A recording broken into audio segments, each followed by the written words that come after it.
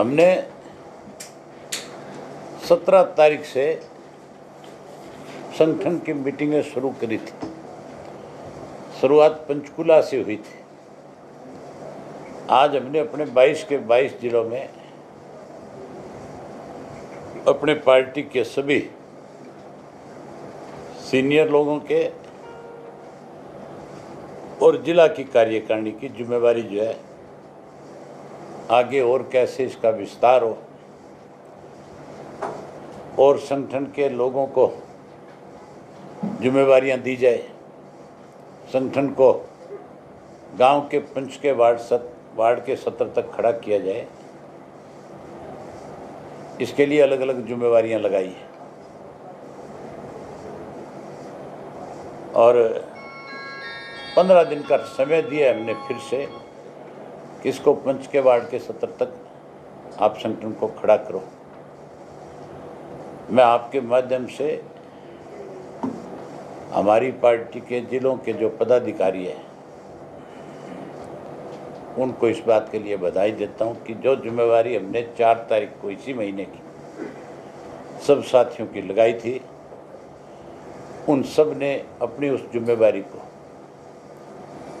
बेखूबी उस जिम्मेवारी का निभाने का काम किया। इसके लिए वो बहुत बधाई के पात्र हैं। और आपके माध्यम से ही मैं फिर उनसे उम्मीद करता हूं कि जो अब दोबारा हमने उनको संगठन के विस्तार की जिम्मेवारी लगाई है उसको भी वो बहुत जल्द पूरा करेंगे। 15 दिन के अंदर अंदर इस जिम्मेवारी को भी इस पे भी खरा उतरने का काम करेंगे। इंडियन नेशनल लोकदल पार्टी का संगठन चौधरी ओम प्रकाश चौटाला ने खड़ा किया। इस पार्टी का पौधा जो चौधरी देवीलाल ने लगाया और चौधरी ओम प्रकाश चौटाला ने संगठन के बलबूते पे सरकार बनाई। हमारी पार्टी के संगठन को कमजोर करने की कोशिश बीजेपी ने भी करी, कांग्रेस ने भी करी, जेजेपी ने भी करी। आज आपके सामने है जो लोग ये कटाक्ष करते थे कि अभय सिंह अकेला रह गया, आईएनएलडी खत्म होगी। आज आईएनएलडी तो हजारों लोगों को कार्यकर्ता के रूप में बुला करके हजारों की संख्या में अन्य पार्टियों से, अन्य दलों से लोगों को अपनी पार्टी में शामिल कर रहे हैं। हम तो आज लगातार अपने राजनीतिक कार्यक्रम प्रदेश में कर रहे हैं, लेकिन जो हमें अकेला कह रहे थे, जो ये कह रहे थे कि हमारी पार्टी का अब कोई नाम लेवा नहीं बचा, आज उनका कोई नाम लेवा नहीं बचा है। आज वो लोग अपने संगठन की मीटिंग भी नहीं कर सकते, वो लोग किसी सार्वजनिक कार्यक्रम में नहीं जा सकते, वो लोग आज कोई राजनीतिक कार्यक्रम कर नहीं सकते, हिस्सा नहीं ले सकते। आज वो लोग जो है किसी की डेथ पे भी, किसी के दुख में भी शामिल नहीं हो सकते, वहाँ भी उनका विरोध है। जो हमारा संगठन खत्म करना चाहते थे आज वो जीरो हो चुके, चाहे वो बीजेपी है और चाहे वो जेजेपी है। जिस कांग्रेस ने भी हमारे संगठन को तोड़ने की कोशिश करी थी आज वो बिखरी पड़ी है पूरी तरह से। बिखराव आपके सामने है। शैलजा को आज 2 साल से ज़्यादा समय हो गया कांग्रेस की प्रधान बने हुए, आज तक जिले का संगठन खड़ा नहीं कर सकी। ब्लॉक का तो बहुत दूर की बात है। हमने तो अपने संगठन का विस्तार जो है जोन के स्तर पे कर दिया, लेकिन ये लोग आज आपस में लड़ रहे हैं। आज इनकी दाढ़ जो जूतियों में बट रही है। इसलिए लोगों का विश्वास अब अगर किसी पार्टी पे है, भरोसा अगर किसी पे है, इसलिए आज हजारों लोग जो है हमारे साथ इन पिछले 11 दिन में इंडियन नेशनल लोकदल पार्टी को ज्वाइन किया, जो अलग अलग पार्टियों से आए, जिन्होंने अलग अलग पार्टियों को छोड़ करके हमारी पार्टी को ज्वाइन किया, चौधरी देवीलाल की नीतियों में आस्था व्यक्त करी है। बाकी एक भी राजनीतिक दल ऐसा बता दो जिसने इन दिनों में किसी एक भी व्यक्ति को अपनी पार्टी में शामिल किया है।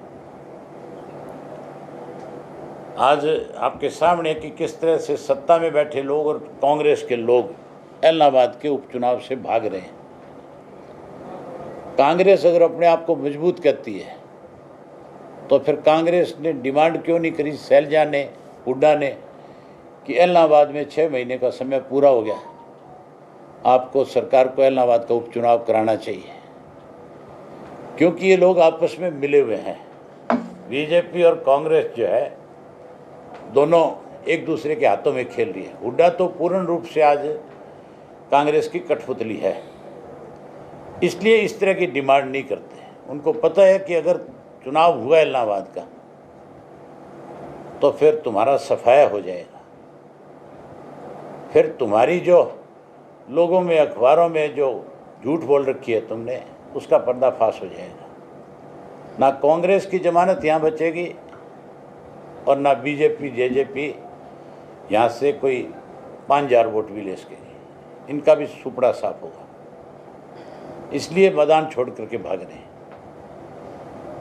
हम डिमांड करते हैं कि सरपंची के चुनाव अगर हो सकते हैं, अगर नगर पालिका नगर परिषद के हो सकते हैं, तो फिर इलाहाबाद का उपचुनाव क्यों नहीं हो सकता? क्या दिक्कत है उसमें? सरकार बताए और जल्दी सरकार जो है इसका नोटिफिकेशन करवाए इलेक्शन कमीशन से और इस चुनाव को कराए, ताकि इलाहाबाद की जनता जो है, इलाहाबाद के लोग जो हैं, उनके रुके हुए काम जो है उनका नुमाइंदा फिर से उसको आगे बढ़ा सके। पंचायत चुनाव सिमरन ने फैसला लिया। पंचायत का चुनाव हमें जिला परिषद का चुनाव जो है वो सिंबल पे लड़ेंगे। नगर पालिका नगर परिषद नगर निकाय इसका चुनाव भी हम सिंबल पे लड़ेंगे। चौधरी साहब, पूरे हरियाणा प्रदेश से बड़ा जन सैलाब इंडियन नेशनल लोकदल की तरफ आ रहा है, इसके बारे में आप क्या? लोगों का विश्वास अब केवल इंडियन नेशनल लोकदल पार्टी पे है। ये सारे के सारे राजनीतिक दल जो है, इन्होंने झूठ का सहारा लेकर के कहीं अपनी ताकत बढ़ाने की कोशिश करी, जो आज सामने आ चुकी है। आज आपने देखा नहीं किस तरह से हजारों युवा मोटरसाइकिल का काफिला लेकर के इस जोश और उत्साह के साथ यहाँ से 10 किलोमीटर दूर गया हुआ था कि जैसे कोई आज चुनाव हो रहा हो और कल कोई मतदान होना है, कोई रैली निकल रही हो, इस तरह से गया हुआ था। वो युवा मतदाता जो था वो अपने आप को ठगा हुआ महसूस कर रहा था। उसके साथ कांग्रेस ने बेईमानी करी और उसके साथ बीजेपी और जेजेपी ने बेईमानी करी है। आज उनको भरोसा है तो केवल इंडियन नेशनल लोकदल पार्टी पे, इसलिए आज युवा लगातार इंडियन नेशनल लोकदल पार्टी के साथ जुड़ रहे हैं।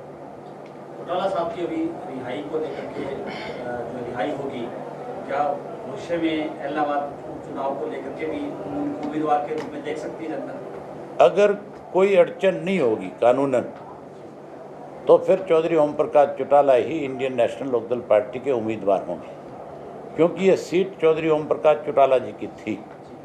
1970 से लेकर के अब तक चौटाला साहब बीच में जो रिजर्व थी वो एक समय अलग था, बाकी समय में चौटाला साहब इस सीट पे चुनाव लड़ते रहे और हमेशा चौटाला साहब ने इसका नेतृत्व किया। मैंने तो उनकी गैर मौजूदगी में, उनकी गैर हाजिरी में उस जिम्मेवारी को निभाया है। अगर इलेक्शन कमीशन की तरफ से कोई पाबंदी नहीं होगी, अगर कोई कोर्ट की तरफ से बाध्य नहीं होगा, तो हर हालत में चौधरी ओम प्रकाश चौटाला यहाँ से उम्मीदवार होंगे और इतने बड़े मतों से जीतेंगे कि हरियाणा का एक नया इतिहास लिखा जाएगा कि कोई अपोजिशन पार्टी का आदमी जिसने सत्ता पक्ष और कांग्रेस दोनों को नाकुंचने चबाए। कल संपत सिंह ने जिस तरह से धनखड़ को ट्वीट किया कि मैं चौधरी संपत सिंह को आपके माध्यम से कहना चाहूँगा, फ़ोन भी उनसे करूँगा कि आप हमेशा किसान के हिमायती रहे हैं। आपने चौधरी देवीलाल के साथ बहुत लंबे समय तक राजनीति करी है। आपने चौधरी ओम प्रकाश चौटाला के साथ भी बहुत लंबे समय तक संघर्ष भी किया और आपने सत्ता में साझेदारी भी रखी और आपने उनके साथ संगठन में भी काम किया। अगर सही मायने में आप किसानों के हितैषी हो तो आपको बीजेपी से नाता तोड़ लेना चाहिए, इस्तीफा दे देना चाहिए। सर, एक जो चुनाव से पहले जो लोग इंडियन नेशनल लोकदल को छोड़ करके दूसरी पार्टियों में चले गए थे, कहीं आप इनेलो सुप्रीमो की रिहाई के बाद आपको लगता है कि समीकरण बदलेंगे, वो लोग मैं कह रहा हूँ वापसी कर सकते हैं? बहुत बड़ा बदलाव होगा। आज आपने हमारी मीटिंगें देखी है, क्या आपने ये सोचा था कि कार्यकर्ताओं की मीटिंग में इतना बड़ा हजूम होगा? आपने पहले भी हमारी कार्यकर्ताओं की बैठकें देखी है, लेकिन अब एक अलग उत्साह है कार्यकर्ताओं की बैठक में। ये बदलाव की निशानी है। चौटाला साहब जब आएंगे लोगों के बीच में उस दिन ये आंधी और तूफान का रूप धारण कर लेगा। अभी कोरोना की महामारी चल रही है। कोरोना की जो पहली लहर आई थी, उस लहर से कोई सरकार ने काबू नहीं पाया। उस लहर को भी किसी ने काबू पाया तो लोगों ने अपनी हिम्मत से, अपने हौसले से उस पर जीत दर्ज करी। कोरोना की दूसरी जो लहर आई, उसमें तो सरकार के हाथ खड़े हो गए थे और ये हालत हो गई थी सरकार की उस दूसरी लहर के अंदर कि ऑक्सीजन नहीं मुहैया करा सके थे, ऑक्सीजन के साथ इंजेक्शन नहीं दे पा रहे थे, बेड नहीं दे पा रहे थे मरीजों को। लोग पता नहीं किस तरह से तड़प तड़प करके अपनी ज़िंदगी से लड़ रहे थे। उसके बावजूद भी इस कोरोना की महामारी पे अगर फिर जीत हासिल करी है तो लोगों ने अपनी हिम्मत और हौसले से करी है। अब तीसरी लहर की भी बात करते हैं। इंडियन नेशनल लोकदल पार्टी की ये पहली लहर है। आपने इसमें देखा होगा कि किस तरह का हौसला है लोगों में। दूसरी लहर जब आएगी, जब चौधरी ओम प्रकाश चौटाला लोगों के बीच में आएंगे, तब आप देखना, आज अगर 2000 की हाजिरी थी, आज अगर 3000 की हाजिरी थी, तो वो 20,000 30,000 में तब्दील हो जाएगी। हमारी जो तीसरी लहर आएगी वो लहर नहीं होगी, वो सुनामी होगी जिसमें कांग्रेस, बीजेपी, जेजेपी सब बह जाएंगे, तैश नैश हो जाएंगे। यहाँ तो केवल इंडियन नेशनल लोकदल पार्टी का ही वर्चस्व बचेगा। वैसे देश ने तीसरे मोर्चे को भी देखा है जिसमें बीजेपी और कांग्रेस से दूरियां बनाई। अब फिर एक बार देश भर में चर्चा चल रही है, क्या ओपी चौटाला जी इसका नेतृत्व करेंगे जी, जैसे जिस प्रकार चौधरी देंगे? अभी चौटाला साहब हॉस्पिटलाइज हैं, जैसे हॉस्पिटल से आएंगे, चौटाला साहब की सोच हमेशा रही है कि इस देश में थर्ड फ्रंट ही बढ़े। हम ना बीजेपी के समर्थक हैं, ना हम चाहते कि कांग्रेस इस देश में आकर के सत्ता पे काबिज हो। हम चाहते हैं ऐसे लोगों के हाथ में सत्ता हो जो रीजनल पार्टियों से जुड़े हों, जो राज्यों को अच्छी तरह से समझते हों, जो राज्यों का उत्थान कर सके, जो ज़्यादा से ज़्यादा लोगों को लाभ पहुंचा सके। रीजनल पार्टी ही ऐसी पार्टी होती है जो अपनी स्टेट में लोगों की हर चीज़ को मद्देनजर रख करके उनके लिए काम करती है। चौधरी साहब, इंडियन नेशनल लोकदल अगर सत्ता में आता है हरियाणा में, अगर क्या मतलब हुआ? अगर तो सुनो ही मत। आप ये कहो कि आप सत्ता में आओगे तो क्या करोगे? अगर मगर की बात नहीं है। तो किसान आंदोलन के बारे में आप सर, हमारी पार्टी सत्ता में आएगी तो किसान जो है, जो आज बीजेपी और जेजेपी की वजह से परेशान है, हम उस किसान को हर तरह की मदद करेंगे। उस किसान के सामने किसी किस्म की दिक्कत नहीं रहने देंगे। हम तो चाहते नहीं कि ये 2024 तक चले। हम तो परमात्मा से प्रार्थना करते हैं, सरकार को कहते हैं कि जो 7 महीने से किसान बैठा है इसकी बात को सुना जाए और तीनों काले कानून वापस हों और उसके साथ साथ एमएसपी का कानून बने, किसान सम्मान के साथ अपने घर वापसी करें।